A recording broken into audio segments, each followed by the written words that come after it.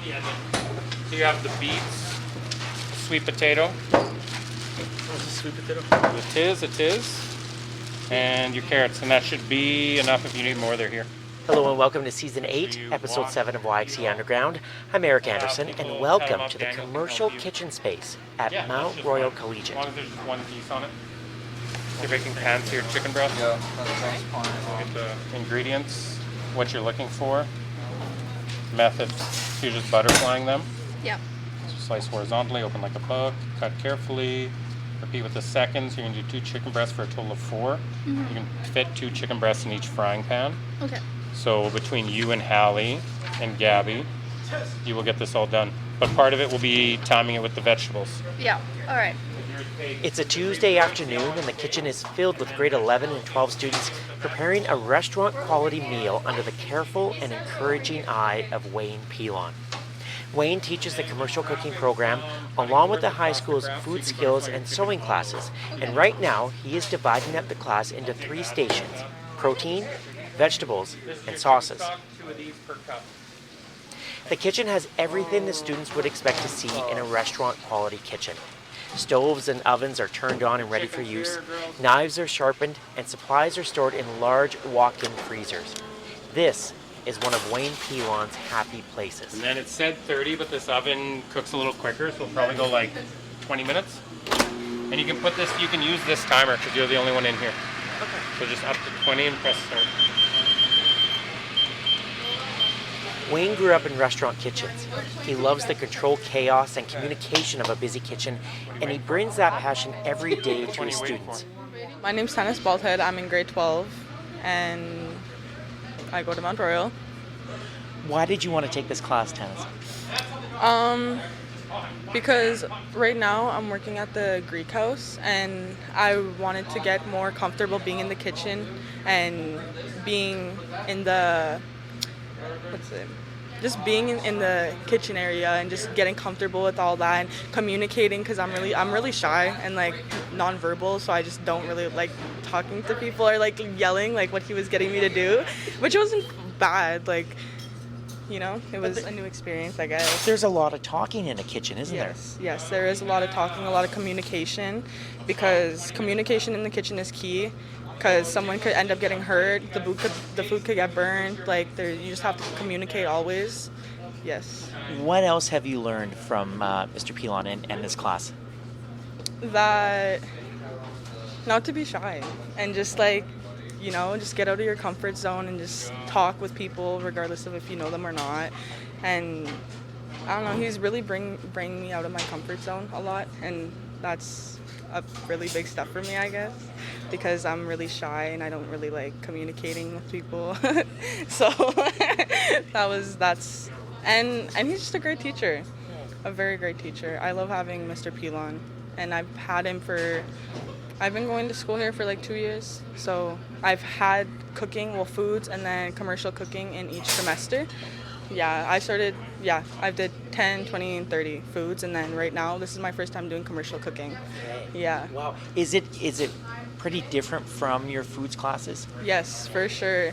Because in foods, you don't really have to like, it's just your group, right? And then with commercial cooking, you're doing what a commercial kitchen does. So it's a lot different. A lot different, I think so. Yeah. It's so neat to see, because like, because you were helping prepare the vegetables, right? Yes. But that's got to go in before they can even start. Yes, it's all about timing too. You have to make sure you communicate with all the other ones and make sure that you get the stuff in on time and take it out on time and let them know 5 minutes before so they can start their sauce, and let them know, you know, before you put them in or take them out or anything. Well, it's not turning on. So this, Well, use this one. it'll turn. So just turn it all the way off. So this is Wayne high, is teaching like his students extremely more high. than just the joys and challenges of cooking. He's instilling them with confidence and showing them the Like that's like benefits of your teamwork and communication, qualities that will reach far beyond the kitchen for these students. I spoke with Wayne in his classroom over his lunch break just before his commercial cooking class got going. Wayne is such a personable guy and a gifted storyteller, and I really loved learning about his commitment to connecting students to Saskatchewan's natural pantry of ingredients. Here now is my conversation with Wayne Pilon.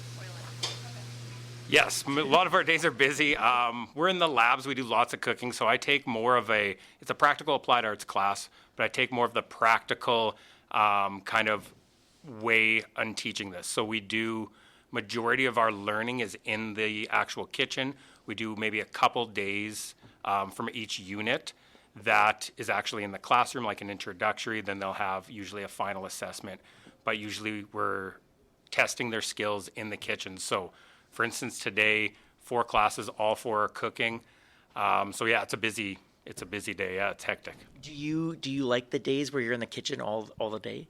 Yeah, absolutely. Yeah, I grew up in the restaurant industry, so this is like home for me. The kind of organized chaos, and I had a teacher 2 years ago, and lots of teachers will kind of pop in and they'll be chatting with me. Then they'll hear something like fall in the kitchen, like, "Oh my gosh, you got to get in there." And I'm like, "No, it's okay, it's okay. I'm used to this. It's the chaos. Like, I don't know if I could do it like this, but no, I need to be busy and moving around, and yeah, that's my passion. So I love it. I do want to get into like how this passion grew up and your time in the restaurant industry. But can I ask you some questions about your classes? Yeah, so you have a commercial cooking class and then food studies. Okay. What do the students learn in food studies? Yeah, so food studies is more kind of home cooking. So getting kids familiar just with the idea of cooking, the technique that comes with it, and it kind of scaffolds and kind of builds on itself. So our Foods 10 class is more introductory, basic introductory to like Canada's Food Guide. We do a lot of like baking basics, sandwiches, basic pastries, and then we kind of get into like fruits, vegetables, grains. And then Foods 20, we're kind of moving more into Saskatchewan cuisine. Foods 30 is much more Canadian cuisine, like global cuisine. And that's kind of where I love teaching, is mainly in those like that Foods 20, Foods 30, where we start to kind of talk about the relationship we have with food more than anything. Ooh, tell me more about that. Like, why do you love that part so much?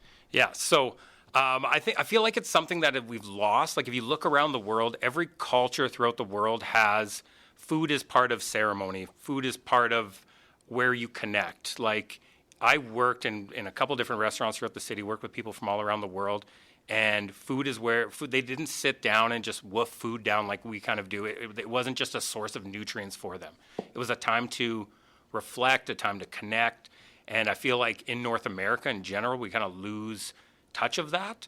So I try to reinforce that to kids, our connection to the food.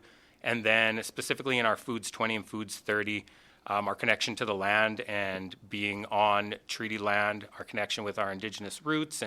And when you ask the kids, it's funny, when you ask them, what is Saskatchewan cuisine? What is Canadian cuisine? Yeah. They have a hard time with that. They're like, oh, poutine. And I'm like, well, poutine's actually not Canadian. It's French, and it's kind of a derivative of it. They're like, well, bannock. Well, I'm like, well, bannock's actually a settler's thing. So, like, tell me something. And then we start to get in, how is Saskatchewan cuisine kind of formed? It's formed through immigration. It's formed through this connection, this like melting pot that we have here. So kind of opening kids' eyes to like the bigger world and the connection to food. Attention students, the student council meeting will be starting right away in Ms. Pavlin's classroom. That's 1116. If you are a student council member, we'll see you in Ms. Pavlin's classroom right away for our weekly meeting. Thank you. Oh, I miss that in school sometimes.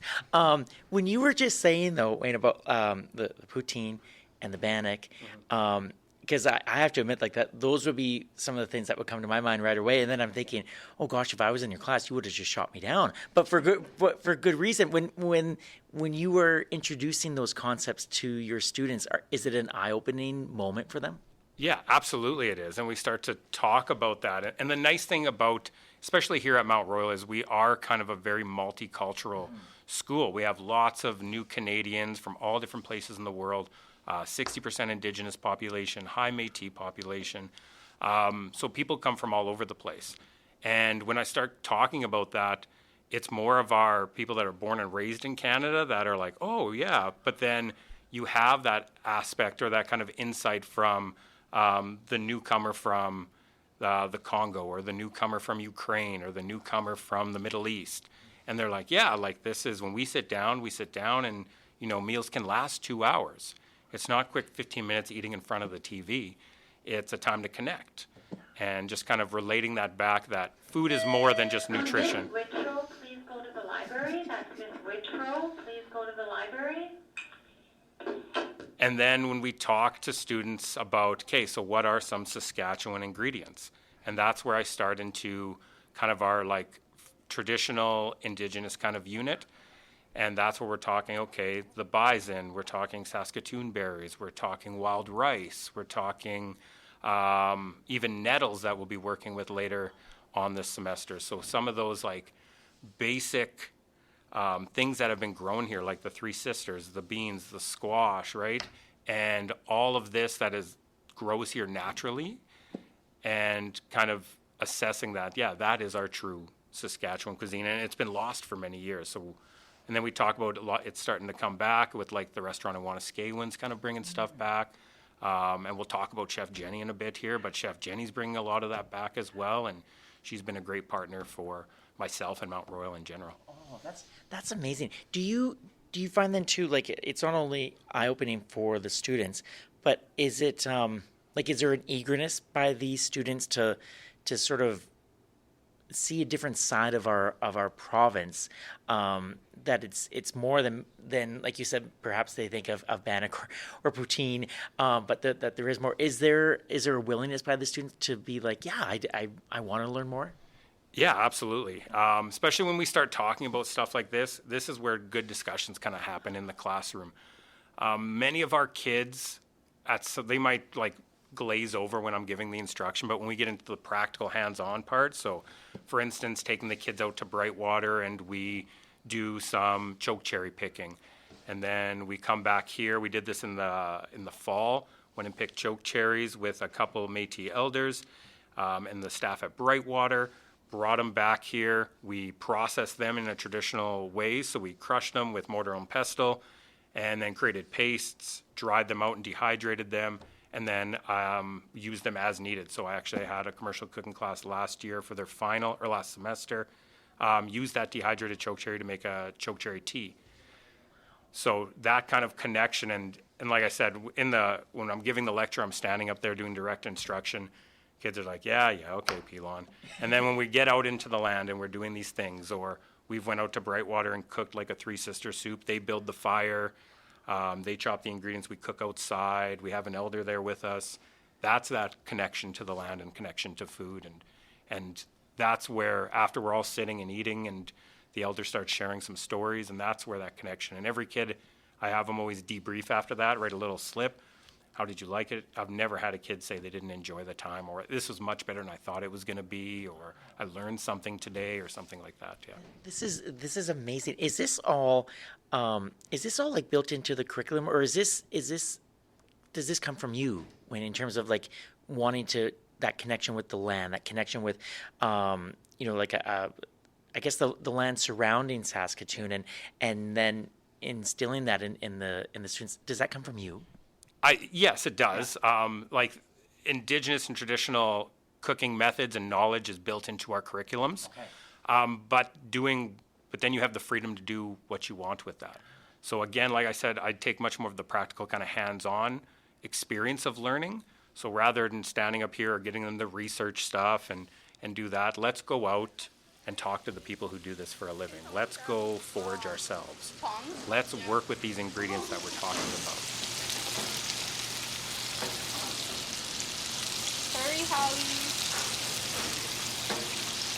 Hi, my name's Hallie Daywalker. I'm a grade 11 student at Mount Royal.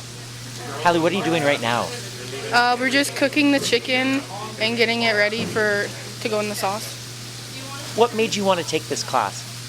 Well, since I was just little, I've always seen my mom and like my grandma cooking in the kitchen, and I've just always really had like a passion for cooking, and I just really enjoy it. So what have you learned from Mr. Pilon so far in commercial cooking class? I've learned how to properly wash the dishes. I've learned how to properly hold the knife, and just like the precautions so you don't cross-contaminate.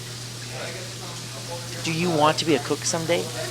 Yes, I mean, I've been thinking of it for a little bit, and yeah, that interests me quite a bit, and I would love to be one. What makes Mr. Pilon such a unique teacher? He's just a really great guy. He's really supportive, really helpful. If you're having like a bad day, like he'll cheer you up. He's just a really great guy, and like he's really funny. That sort of segues a little bit in terms of when you were a student, was food and learning these types of things, was it a passion of yours? At that time, no, I did not take cooking classes. I took IA, like woodworking, but I grew up in a restaurant industry. So my mom and dad both worked in restaurants, both minimum wage workers. My dad was a cook, my mom was a waitress. They ended up opening their own restaurant up in Vanscoy. So it's called Robin's Nest, I think. It's attached to the gas station there in Vanscoy. When my parents owned it, it was called Kathy's Cafe, which was my mother's name. So they owned that for a few years. But in general, like the travel back and forth became too much during winter and winter storms, and you get stuck out there. So they ended up selling it. But I grew up in restaurants. I remember my mom worked at Thomas Cook. So I remember going there and like sitting there for lunch while my mom worked and eating lunch and then helping out doing dishes. And when I was, I think 14, I started bussing tables and then into dishwashing and then into the back of the kitchen. And then, yeah, never, like, food was just always something my parents instilled in me. Like we had to cook for ourselves. We made our own food. And then the day I graduated, I was walking home from Aiden Bowman Collegiate, so I passed Cheese Toast on Broadway, and I popped in, and I was like, "Hey, you guys hiring?" And they're like, "Yeah, what's your name?" I was like, "Wayne Pilon." They're like, "Durrell's kid?" I was like, "Yeah." They're like, "Yeah, you start today?" I was like, "Yep." He's like, "Okay, come back at 5 o'clock." No way. Yeah. Oh my gosh. So that started, and then I did that for about 4 years and thought about going into the culinary industry. But just like that lifestyle in general, there were lots of late nights, like you're working when other people are having fun. You're having fun when other people are sleeping. You're sleeping while other people are at work. So it was just opposite. So I did that for a bit and then decided that this isn't the long-term goal for me. So that's when I decided to go back to school. Wow, it's a hard lifestyle, isn't it? But was it fulfilling for you at that time in your life? Absolutely, yes. The head cook there, Petro, took me under his wing, taught me lots of things. By the age of, after my first year, I was running the kitchen at night, so I was making all the soups, all the sauces, and doing all that stuff, working crazy hours. And they had lots of credit to them, and they took care of me like I was family. They brought me in, and if you've ever worked in a restaurant, like as a cook, you basically live at that restaurant. So they treated me like family. They fed me very well. They paid me well, and they instilled in me like the love for cooking and like how much of it's like an art form almost. Wow. Was it a difficult art form for you to pick up, or was it something that just clicked for you? Yeah, it came pretty naturally to me. Like I said, Petra was an amazing teacher. He would stand beside me, allow me to make mistakes, and kind of guide me and correct me, and allowed me a lot of freedom to kind of do a lot of things in the kitchen. And yeah, did that. Then when I finished, I got my degree in psychology, and I was like, hey, now what do I do? And my mother-in-law actually was like, you should be a teacher. I think you'd be a great teacher. Very like understanding, very patient. Like I think you have the right temperament for it. I was like, never thought of that, but okay, I'll apply. And then I'm looking online, and there was the College of Home Economics at the time. I was like, oh, I can go to school to be a foods teacher? This is amazing. So kind of put the two things together, and it came full circle. And I went to the College of Home Ec for a couple of years, and then went to the College of Ed, got my ed degree, and right into teaching. Now you're here. Can I ask you too? Because when I, and this was back in the 90s, but when I went to middle school and high school, all of our home ec teachers were women. Yes. Is that something that has been an interesting experience for you, being a man and teaching home ec and foods? What's that been like? Yeah. So when I went to the College of Home Ec, I was the only male in my what would you call it? Like A cohort or something? cohort, exactly, yes. Yeah. So I was the only male in my cohort.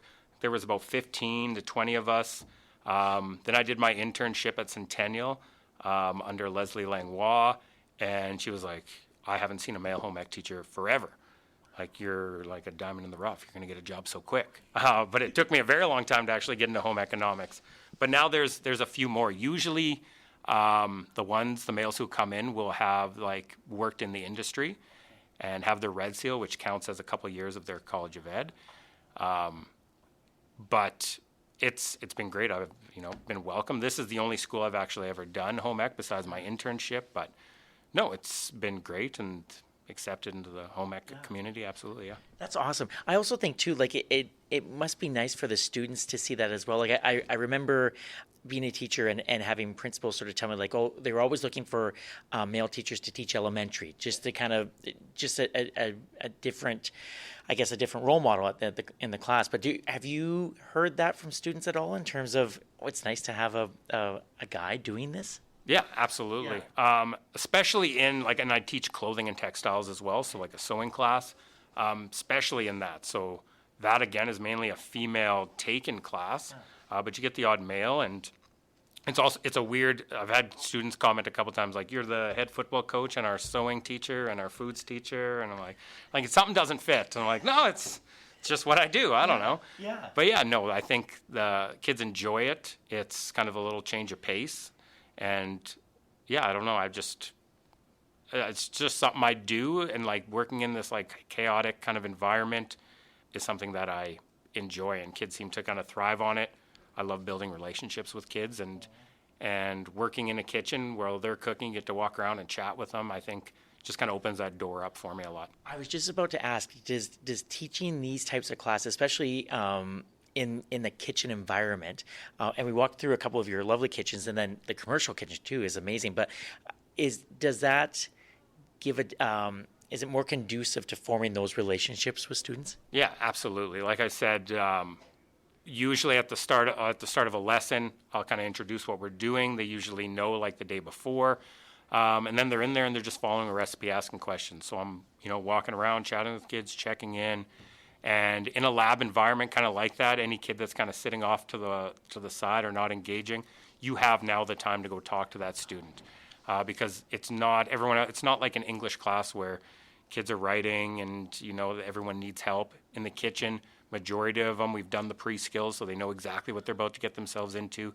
So you have times to check in with those kind of students that maybe aren't as engaged or you're like at Mount Royal, you don't know what's happening. They could be having a hard day. It could have been a hard night last night. Maybe they didn't eat, maybe they didn't sleep. It's a time to check in and kind of help them out, or maybe they just needed a conversation, or maybe they just need a little encouragement to get involved. Maybe they're shy because it's group work and that can be daunting for lots of kids. Thank you, Nicholas. Or Daniel, whoever's doing it. Top there under the beef. Yep. Okay, so you're going to go knife on an angle, Okay.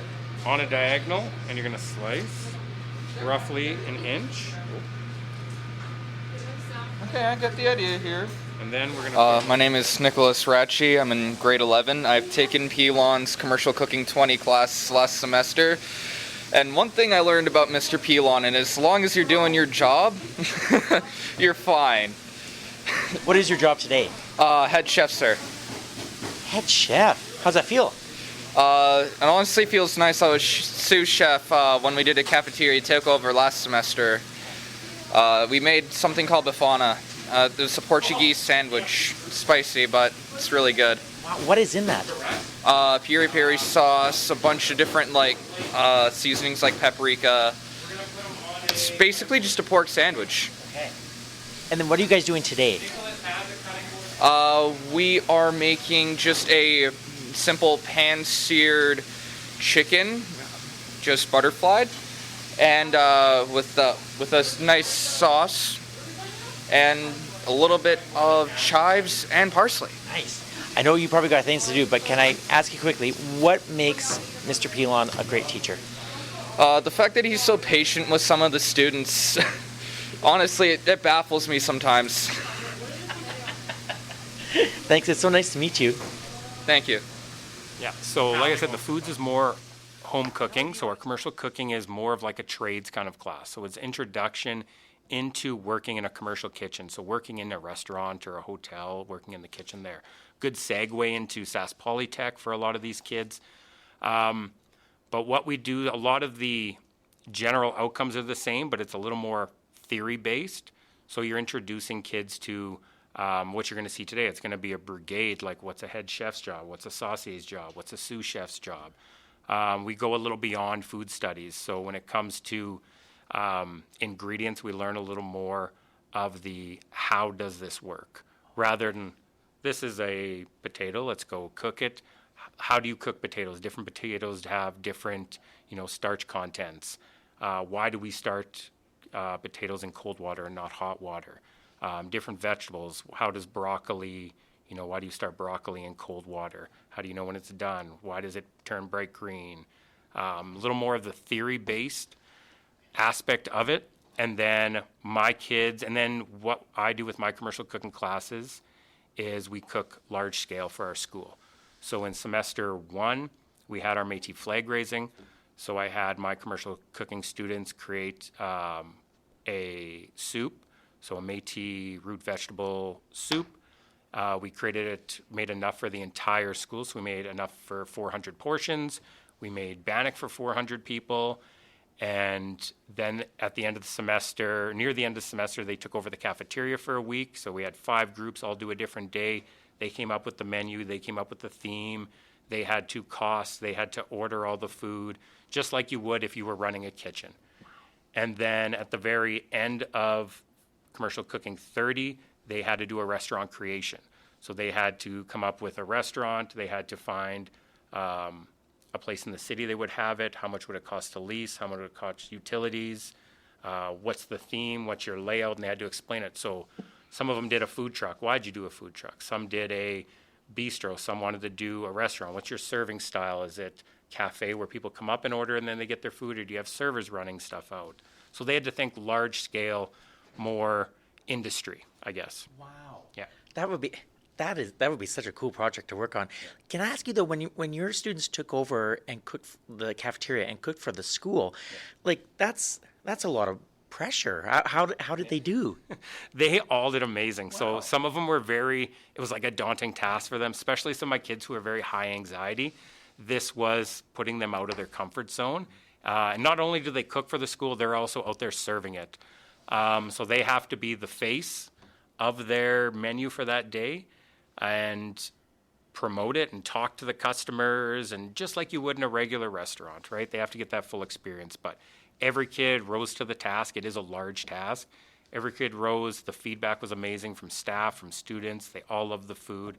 It turned out well. And then my kids who were a little higher in anxiety about the project came to me and after were like, we did it. Like we did. I was like, yes, you conquered it. That's what, and I pushed them, and like, you got to get in there. You got to put your face out there. You got to put yourself, you got to be comfortable with being uncomfortable in some of these situations. So it was amazing.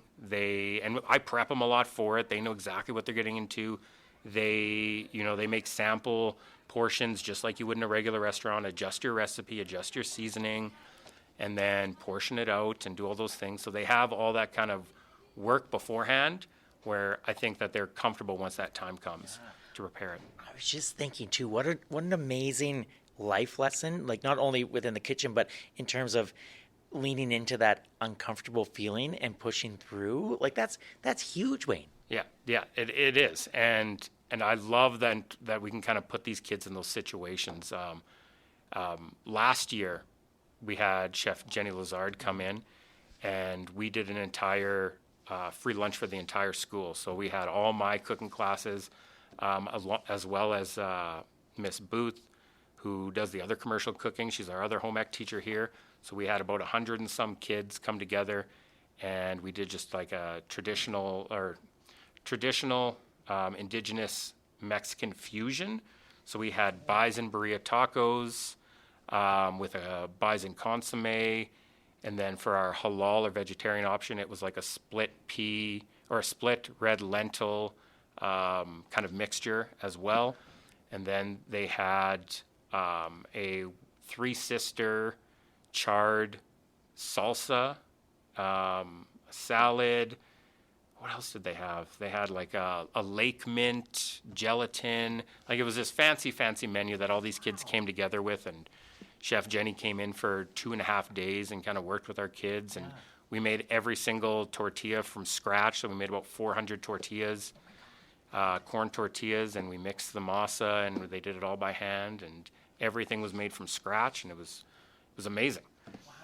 Yeah. When the students then are watching like their peers and then staff as well eating this, like they like what did they tell you about that experience? Yeah, the sense of accomplishment and kind of pride they have in this is beyond. So I had kids, so this was last year, and I had kids in September being like, hey, is Chef Jenny coming again? Are we going to do that again?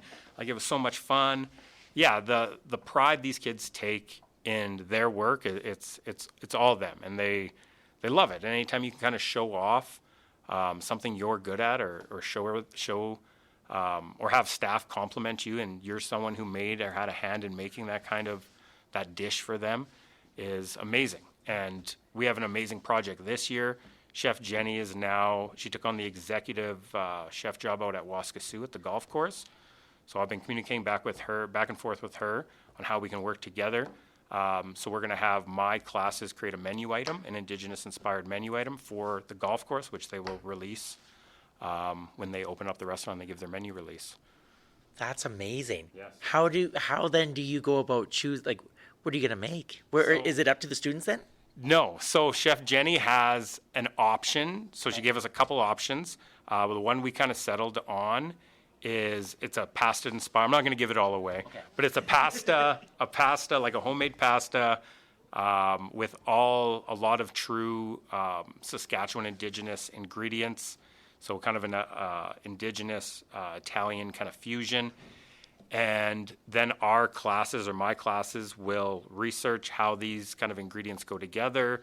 We will do the research and development on it. So we'll try different hydrations of the pasta, different seasonings. We will create our recipes, and then my Foods 30 will do plate design. We'll have a food photographer work with our photo lab. We'll come photograph it. Whoa! You're gonna work with a food photographer for this? Hopefully, yes. There's lines out in the water, and at minimum, we'll have our photography class come in and kind of work with us to do that. And then my commercial cooking will kind of do all the industry parts. So how does it work in a kitchen? How is the flow? What would the cost be? How are we going to portion this? The menu design, as well as like the menu description. And then they will also, every group will get a chance to make this multiple times throughout as well, yeah. And these are grade 12 kids? These are grade 11s and 12s, 11s yeah. and 12s. Yeah. This is just amazing. As someone who, and for listeners who have been with the podcast since day one, like I love telling these types of stories that involve food and connection to the land and using what we have, but also celebrating our local restaurant scene, because we have such a great one here in Saskatoon. But I think what you're doing is just exceptional. Like, do you ever take a step back, Wayne, and be like, oh my gosh, like we're doing some cool stuff? Yeah. No, I'm usually like I'm like, oh my gosh, I took too much stuff on now. I took way too much on. Yes. What am I doing now? How am I going to make this all work? I've promised too much stuff, but it always works out. It's truly the kids. They work their butts off to get it done. I just come up with the ideas and I put it in their hands, and they make amazing things happen. To your sauce, just like a pinch. Okay. So just a little pinch to start, and then you're going to taste it, and then if you need a little more salt, you just add a little more salt. Okay. But this is going to have, like chicken stock like this has a lot of salt in it already. All right. My name is Alex Smith. I am in grade 12, and at the moment I am sautéing the chicken, like rubbing butter all over it so that the flavor pops out a little bit more. And then we're going to be making a sauce afterwards with the flavors that's left over in the pan once we take the chicken out. Have you always enjoyed cooking? All the time. I've been doing it since I was a little kid. My grandma actually does baking and cooking all the time in her kitchen, and I've learned it from her over the years. And my dad is also really good at cooking as well. Nice. What made you want to take this class with Mr. Pilon? I think it was just the enjoyment of cooking. It wasn't really the trying to learn how to do it. It was just a passion of mine since I was little, and I've always wanted to do cooking as like a job in the future. So I thought I may as well take a class and maybe learn a couple things that I already haven't, you know? So what have you learned so far from Mr. Pilon? Oh, so much actually.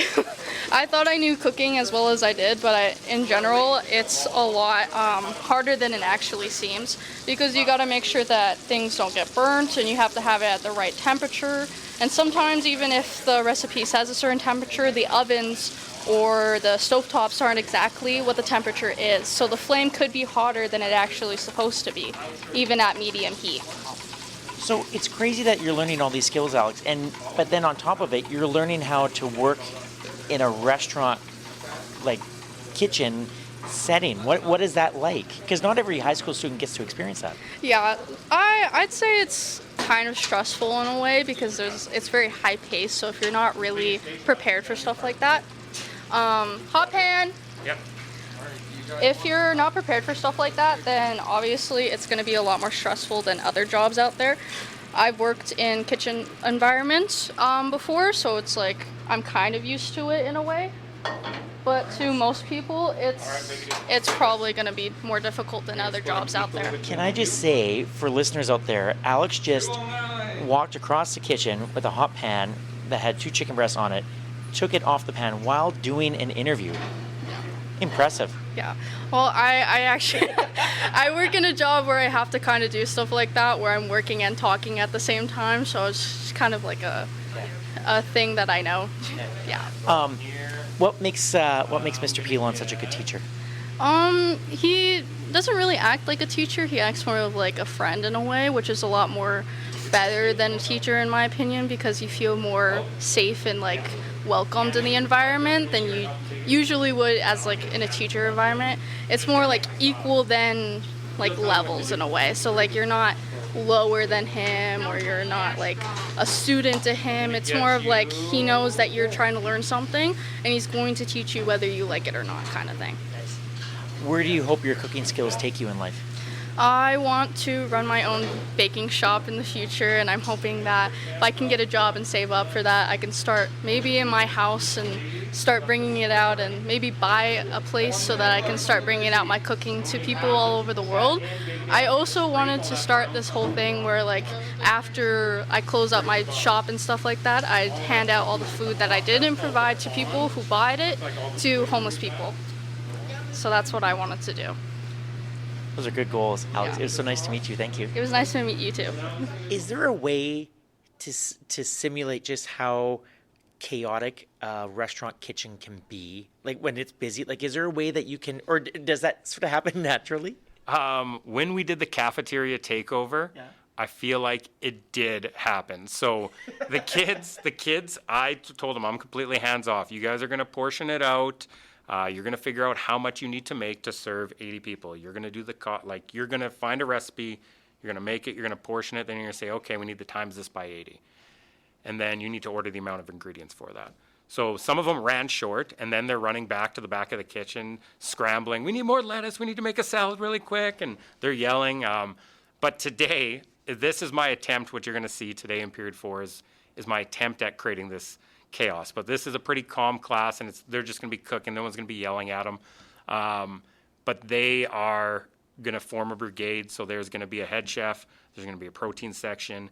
There's going to be a vegetable section and a saucier as well. A couple students per each section, and they're going to create a pan-seared chicken breast with roasted vegetables and a pan sauce, and then garnished. But they're going to function like a brigade, like they have an order for 4 of these coming up right now, and they need to prepare those, and they need to time it properly. So that's what we talked about mainly yesterday is what takes the longest, the vegetables. Okay, they take 30 minutes. How long does your protein take? 15 minutes. It needs to rest for 5. When are you going to start this? We need to communicate. No quietness in the kitchen. All those kind of like expectations that if they were to go step into a kitchen, they would have an understanding that they need to at least communicate. Yeah. That's so. It just makes me think that the communication part. My wife and I were in Toronto a couple weeks ago, and we went to a restaurant called The Lunch Lady. It's a Vietnamese place, and they sat us kind of like at bar stool height, but it was looking directly into the kitchen. And it was fascinating to see all the communication happening, clear and concise.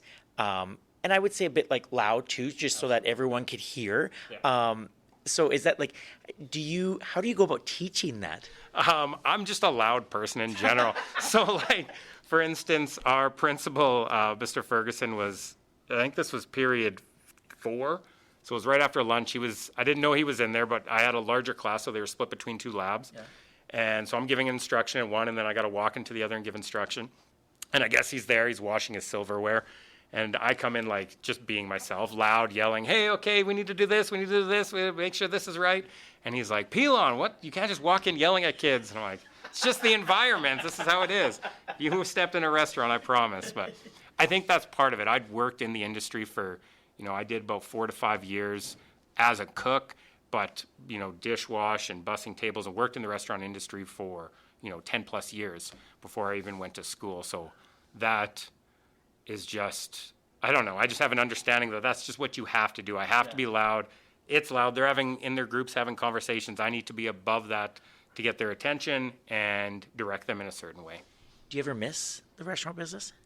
I actually was talking with my wife about this. It was probably about last year, and I was like, we were talking because we met working in a restaurant. We were both servers at the time, but I do miss that to a point. Yes, I miss this is a simulated chaos, but I miss the hustle. I miss the camaraderie. I miss at all the restaurants I worked in, everyone was like the same age. So we were all like young 20s, and it was a lot of fun. And yeah, I do miss it to a point. I don't miss the late nights. I don't miss working weekends. I don't miss, working 7 days a week throughout the summer and getting called in when people aren't there. I don't miss any of that, but I do miss the excitement, I guess, of the kitchen. Yeah. Last question for you, and I'm so excited to see the brigade happen. But what do you hope? And this is a very big question, but what do you hope your students, whether they're in food skills or the commercial kitchen program, what do you hope they take away from their time with you? That is a good question. My food studies, well, both of them, I guess. I want them to be comfortable. Like you said, there's lots of life skills that we teach in these kind of areas. So I want them to be able to go out and be comfortable, for one, cooking food on your own. Mm-hmm. Food's expensive. So not having to rely on restaurants and not having to rely on fast food. And one thing I do talk about in all my classes near the start, and we actually start this next week, is nutrition. So I heavily rely on kind of imparting on them the importance of nutrition and how eating does affect how we age. The skills they get in the kitchens, the leadership skills they get working in a group, overcoming obstacles, so being comfortable in being uncomfortable. But above all, simply just like an understanding of food, a relationship with food, and some confidence in the kitchen. So when they leave here and they're off into the big world and they're scared, they can rely on, oh, I remember that we made a stir fry once in Pilon's class and it was actually super easy. So, now they have access to the internet. They could find a recipe anytime, but now they have the knowledge of how to read a recipe. They have a knowledge of where to find recipes. They have a knowledge on how to make a grocery list, because we do that in all my classes. How to make, basic soups. We know the basic, these are some of the easiest things to do. You just need a few basic ingredients and you can make anything work. So just those general life skills that they can take beyond. So they're not like, I took math and I've never used, calculus in my entire life. You'll always use what you learned in a cooking class. Yeah. Man, your students are lucky to have you. This has been such a privilege speaking with you, because it is something that I love, food, and I do think there so many great things happen when you sit down with others and converse over food, and it's clear that that's a passion of yours too. So thanks for taking time out of your busy day, and I'm excited to see what happens in Period 4. But thank you, Wayne. Absolutely. Thanks for having me. You have been listening to Season 8, Episode 7 of YXE Underground. My name is Eric Anderson. I host, produce, and edit this local independent podcast. A big thank you to Wayne Pilon and his students and the entire team at Mount Royal Collegiate for welcoming me and sharing so much of their time and energy on the podcast. Wayne, you are wonderful, and I hope you have a great rest of your school year, along with your students as well. Mr. Pilon, are you happy with how today's meal turned out? Absolutely. It's quiet in here, so it must be good. No, they did really well. What is it? They did really well. Follow and listen to YXC Underground wherever you find your favorite podcasts, including Apple Podcasts, Spotify, YouTube, or the website yxcunderground.com. You can follow YXC Underground on social media as well. Simply search YXC Underground on Facebook, Twitter, or Instagram. My thanks to Saskatoon's Danger Dynamite for creating and maintaining the website, and a big shout out to my cousin Andrew Dixon for creating the original theme music to YXC Underground. Before I go, I would like to acknowledge that these interviews were done on Treaty 6 territory and the traditional homeland of the Métis. YXC Underground is a production of the Salthammer Production Company. My name is Eric Anderson. Thank you so much for listening, and we'll talk to you soon, Saskatoon.